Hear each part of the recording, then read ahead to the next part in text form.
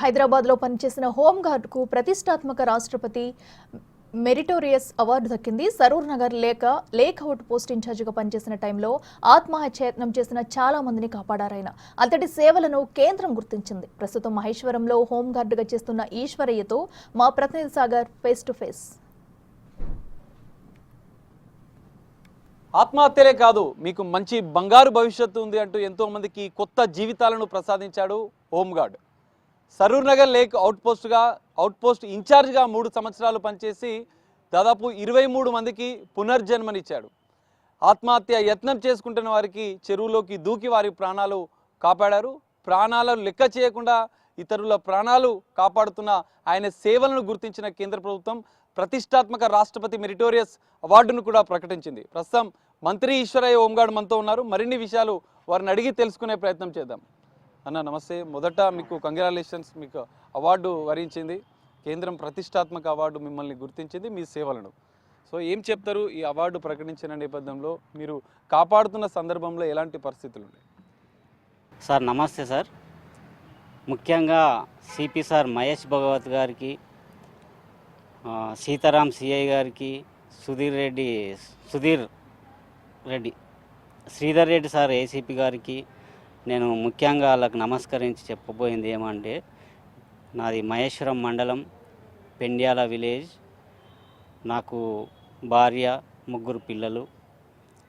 పెద్ద బిడ్డే మంత్రి అఖిల ఫస్ట్ ఇయర్ డిగ్రీ సిటీలో చేస్తుంది. పెద్ద బాబు భానుప్రసాద్ ఫస్ట్ ఇయర్ శంషాబాద్. చిన్నబాబు Sampath Kumar 10th class. Private స్కూలే అంతా. నేను బాగా కష్టపడ్డా. అప్పుడు ఏం లేకుండే గరీబ్ కుటుంబం మాది.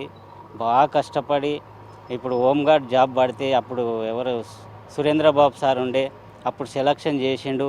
నేను చాలా బాధపడేవాడిని. స్కూల్కి పోయేటప్పుడు కూడా నడుచుకుంటూ పోయేది, ఏం తినకుండా, మధ్యాహ్నం తిండి కూడా లేకుండా చదువుకున్నందుకు నాది సురేంద్రబాబు సార్ ఒకటి కల్పించింది నాకు. దాని వలన ఫస్ట్ మహేశ్వరం పోలీస్ స్టేషన్లో చేసిన. అప్పుడు జీతము 1500 1200 ఉండే. అయినా కానీ అట్లనే చేసుకుంటూ పోతే కందుకూరు కూడా పోయినా, అక్కడ 6 సంవత్సరాలు చేసిన. ఇబ్రాహీంపట్నం కూడా చేసిన, అక్కడ ఒక 3 సంవత్సరాలు చేసిన.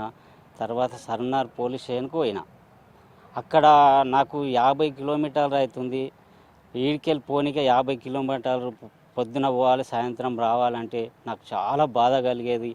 అప్పుడే మా సిఐ సీతారాం ఉండి, సరున్నార్ అవుట్ పోస్ట్లో 24 hours డ్యూటీ ఉంటుంది, అక్కడ చేసుకుంటావా మరి అని అంటే చేసుకుంటా అని చెప్పిన.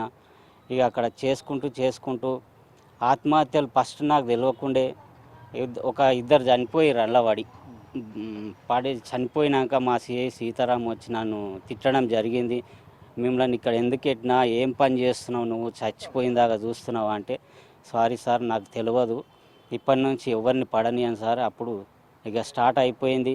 బాగా తాగి వచ్చేవాళ్ళు, ఇక ఆర్థిక ఇబ్బందులు, భార్యాభర్తల కొట్లాటలు, ఇంకోటి ప్రేమ వివాహం జరగకపోవడం వల్ల అందులో 3 సంవత్సరాలలో బాగా దుంకుతుర్రి. ఎండాకాలం వస్తే ఇంకెక్కువ అవుతుండే, చల్లగా ఉంటాయి నీళ్ళు కాబట్టి అందులో బాగా దుంకుతుర్రి. ఇక అప్పుడు కాపాడడం జరిగినందుకు మన సిపి మహేష్ భగవత్ సార్ నన్ను అభిమానించి నాకు రాష్ట్రపతి అవార్డు రాయడం జరిగింది. ఆయనకు ఎంతో రుణపడి ఉన్నాం CP sir Mahesh Bhagwat sir గారికి. ఆయన మా దేవుడు లాంటి వాడు. ఇంకోటి సుధీర్ రెడ్డి సార్ కూడా, శ్రీధర్ రెడ్డి సార్ కూడా ఆయనకు మన దేవుడు. సంప్రీత్ సింగ్ డీసీపీ గారు ఉండే, ఆయన కూడా బాగా ప్రోత్సహించేది నాకు. సిఐ సీతారాం సార్ వల్ల నాకు ఈ అవార్డు వచ్చినందుకు నేను చాలా గర్వపడుతున్నాను. మీరు ఈత అంటే మీకు చిన్నప్పటి నుంచి నేర్చుకున్నారా? మీ ఫ్రెండ్స్తో పాటు అప్పుడప్పుడు వెళ్ళిన సందర్భంలో కూడా అప్పుడు ఇట్లాంటి ఘటనలు ఏమైనా ఎదురైనాయా మీకు? అప్పుడు ఉద్యోగం రాకముందు బాగా వ్యవసాయ కుటుంబం మాది. ఏ బావిలో దుంకినా నీళ్ళు. ఇక పిల్లలం మా క్లాస్మేట్ అందరం కలిసి బాగా దుంకి ఈత నేర్చుకున్నాం. అప్పుడే మీ పిల్లల్ని అంటే 3 పిల్లలు అని చెప్పారు, వాళ్ళని ఏం చేయాలనుకుంటున్నారు? వాళ్ళ లక్ష్యం? మా 3 పిల్లలల్లో మా పిల్లలు జర చిన్నగా ఉంటారు. టీచర్స్, మా బిడ్డను డాక్టర్ చేయాలని చూస్తున్నా, పెద్ద బాబుని టీచర్ చేయాలని చూస్తున్నా. చిన్నబాబు బాగా పొడుగు ఉంటాడు, నాకన్నా పెద్దగా అయింది, కానీ మాత్రం డిపార్ట్మెంట్లో పోలీస్ డిపార్ట్మెంట్లో పెట్టాలని నేను బాగా అనుకుంటున్నా, ఫిక్స్ అయిపోయినా. అది చేసి తీరుతా, అలా ముగ్గురిని సెటిల్ చేసి తీరుతాను నేను. ఇది హోంగార్డ్ మంత్రి ఈశ్వరయ్య స్టోరీ. ఎన్నో కష్టాలు పడి తాను పోలీస్ హోంగార్డ్గా తాను డ్యూటీ సాధించాను. ఈ అవార్డు కూడా తనకు మరింత బాధ్యతను పెంచింది అని చెప్పి ఆయన మనోగతాన్ని కూడా బిగ్ టీవీతో ఎక్స్క్లూజివ్గా పంచు